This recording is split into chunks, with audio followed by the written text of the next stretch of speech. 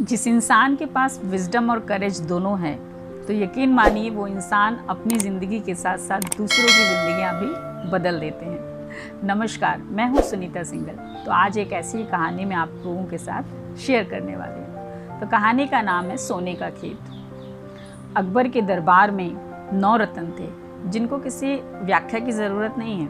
वो इतने प्रसिद्ध थे कि सभी उनके बारे में जानते हैं। तो 9 रत्नों में सबसे प्यारा रत्न जो था अकबर बादशाह का बीरबल था। बीरबल को वो बहुत ही पसंद करते थे, क्योंकि उसके अंदर करेज और विजडम दोनों थे। इतना साहसी था, इतना बुद्धिमान था कि उसको सभी पसंद करते थे, और किसी भी तरह की समस्या अगर उसके सामने आ जाती थी तो वो उसको आसानी से सुलझा लेता था। इसी वजह से वो पूरे विश्व में प्रसिद्ध था और महाराज का बहुत ही खास था। तो महाराज एक दिन अपने दरबार में किस्सा सुना रहे थे कि उनके नौकर ने झूठ बोला था और इसकी वजह से मैंने उसको अपने सल्तनत से ही निकाल दिया। मुझे झूठ बिल्कुल पसंद नहीं है। उसने फूलदान तोड़ा था और मुझसे झूठ कह रहा था, तो मैंने उसकी गलती को तो माफ़ कर दिया, लेकिन उसके झूठ को माफ़ नहीं करा, इसलिए मैंने उसको अपनी सल्तनत से निकाल दिया। तो आज मैं अपने दरबारियों से पूछना चाहता हूँ कि क्या तुमने जीवन में कभी झूठ बोला है? तो सारे दरबारी जो हैं थोड़े से सकपका रहे हैं, लेकिन ज़ोर शोर से बोल रहे हैं कि महाराज हमने तो कभी झूठ बोला ही नहीं है, हमें तो झूठ बोलना ही नहीं आता, झूठ होता क्या है हमें तो ये भी नहीं पता। तो ऐसा सब लोग बोल रहे थे, जितने भी दरबारी बैठे थे, सिवाय बीरबल के। तो महाराज फिर बीरबल के पास आते हैं, कहते हैं बीरबल, सारे दरबारी बोल रहे हैं झूठ नहीं बोला, लेकिन आप चुप बैठे हो, क्या आपने कभी अपने जीवन में झूठ बोला है? तो वो कहता है हाँ महाराज, मैंने अपने जीवन में झूठ बोला है। किसी की प्रतिष्ठा ना खराब हो, किसी को दुख ना पहुँचे, तो कई बार ऐसी सिचुएशन मेरे सामने आ जाती थी, तो मैं झूठ बोल दिया करता था। तो महाराज बड़े क्रोधित हो जाते हैं, कहते हैं अरे मेरे 9 रत्नों में से एक रत्न झूठा है। मेरे सारे रत्न बोल रहे हैं कि उन्होंने अपने जीवन में कभी झूठ नहीं बोला है, लेकिन तुम कह रहे हो कि तुमने झूठ बोला है। तो मुझे झूठों से सख्त नफरत है। तुम मेरे दरबार से इसी समय चले जाओ और कभी भी मुझे अपनी सूरत मत दिखाना। बीरबल बड़ा समझाने की कोशिश करता है महाराज को कि महाराज आप मेरी बात तो सुनिए, लेकिन महाराज तो महाराज हैं, किसी की कुछ नहीं सुनते हैं, और बीरबल को वहाँ से निकाल देते हैं। तो बीरबल घर जाते हैं और वहाँ सोच रहे हैं कि अब क्या करूँ, महाराज को कैसे समझाऊँ, कैसे मैं अपनी प्रतिष्ठा को वापस पाऊँ, और महाराज को समझाया जाए कि महाराज जीवन में कभी न कभी किसी न किसी वजह से झूठ बोलना पड़ जाता है। तो उनके पास एक गेहूं की बाली थी, वो उसको निहार रहे थे, और उसी समय उनको एक तरकीब आई और उन्होंने अपने सेवक को बुलाया। तो सेवक राम तुरंत आता है वहाँ पर और कहते हैं कि सेवक राम, मुझे ये बाली जो है बिल्कुल एज इट इज़ बाली जो है मुझे सोने की चाहिए। तो कहते हैं कि जी महाराज, मैं सुनार, अच्छा सा सुनार ढूंढता हूँ और आपके लिए बनवा कर ले आता हूँ। तो वो बिल्कुल हूबहू सोने की बाली जो है बनवा कर ले आता है। और जो बीरबल है बड़े खुश हो जाते हैं और महाराज के दरबार में चले जाते हैं। तो महाराज से कहते हैं महाराज, मैं जो है एक बहुत ही राज की बात जो है आपके साथ शेयर करना चाहता हूँ। तो महाराज कहते हैं मैंने तुम्हें मना किया था मेरे दरबार में आने के लिए, लेकिन तुम मेरे दरबार में क्या कर रहे हो? तुम्हारा इतना साहस कि तुमने मेरी जो आज्ञा का पालन नहीं करा।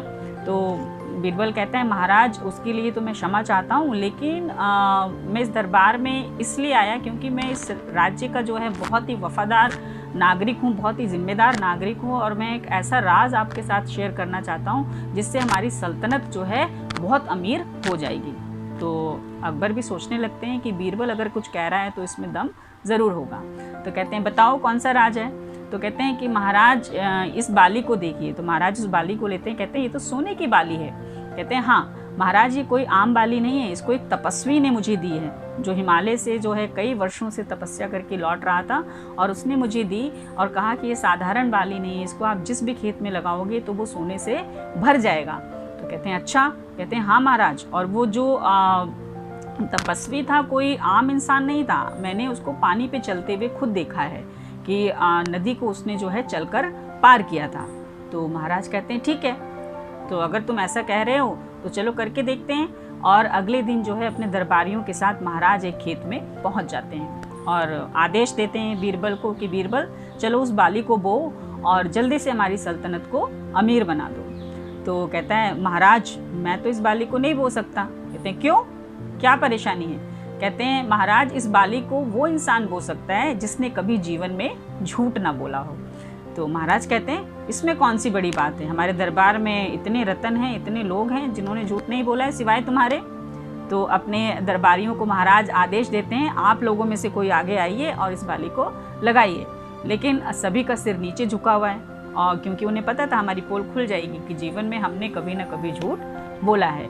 तो महाराज बड़ा गुस्सा होते हैं, कहते हैं तुम लोगों ने उस दिन मुझसे झूठ कहा कि तुमने जीवन में कभी भी झूठ नहीं बोला है, तो ये कैसे हो सकता है। तो बहुत ही गुस्सा हो रहे हैं महाराज। तो बीरबल कहते हैं महाराज अब ये लोग तो झूठे हैं, इन्होंने अपने जीवन में कभी ना कभी झूठ बोला है सिवाय आपके, तो आप ही इस बाली को लगाइए और वो सोने का खेत हमारा तैयार हो जाएगा।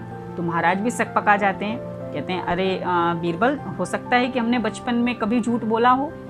तो बीरबल कहता है महाराज मैं यही तो आपको समझाना चाह रहा था, ये कोई जादुई बाली नहीं है कि इसको आप लगाओगे तो सोने का खेत हो जाएगा। ये साधारण बाली है और इसको मैंने एक सुनार से बनवाई है। सिर्फ मैं आपको ये एहसास करवाना चाहता था कि जीवन में कभी ना कभी किसी को झूठ बोलना पड़ता है, किसी बुरे काम के लिए नहीं, किसी अच्छे काम के लिए।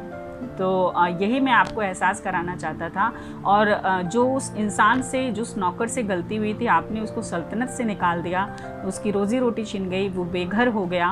तो मैं सिर्फ ये एहसास दिलाना चाहता था कि कभी ना कभी जीवन में किसी न किसी को झूठ बोलना पड़ता है। और इसका मतलब ये नहीं कि सभी झूठ बोलें, इसका मतलब ये कि सिचुएशन ऐसी आ जाती है, परिस्थिति ऐसी बन जाती है कि कभी कभी हमें अच्छे कामों के लिए भी झूठ बोलना पड़ता है। लेकिन महाराज को एहसास हुआ कि बीरबल ने उनको ये एहसास कराया है कि चाहे कोई राजा हो, चाहे कोई और इंसान हो, आपके अंदर अगर साहस है तो आप अपने उस साहस के द्वारा उसको ये रियलाइज़ कराया है कि उन्होंने ये गलती करी है। और जब उनको वो एहसास हुआ महाराज को, तो उन्होंने बहुत ही सराहा बीरबल को और उनको इनाम भी दिया कि तुम्हारे अंदर बीरबल बुद्धि भी है और साहस भी है। आज तुमने ना ही मेरी आंखें खोली हैं बल्कि मुझे गलत करने से बचाया है।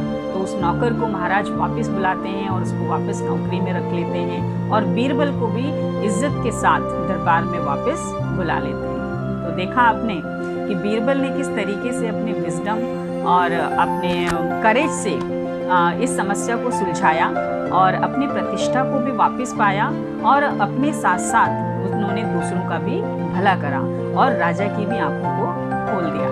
तो जब अगर आपके पास ये दोनों चीज़ें हैं तो आप यकीन मानिए कि जीवन हमारा बहुत ही अच्छा हो जाता है। तो चलिए आज कुछ अच्छा करते हैं। नमस्कार।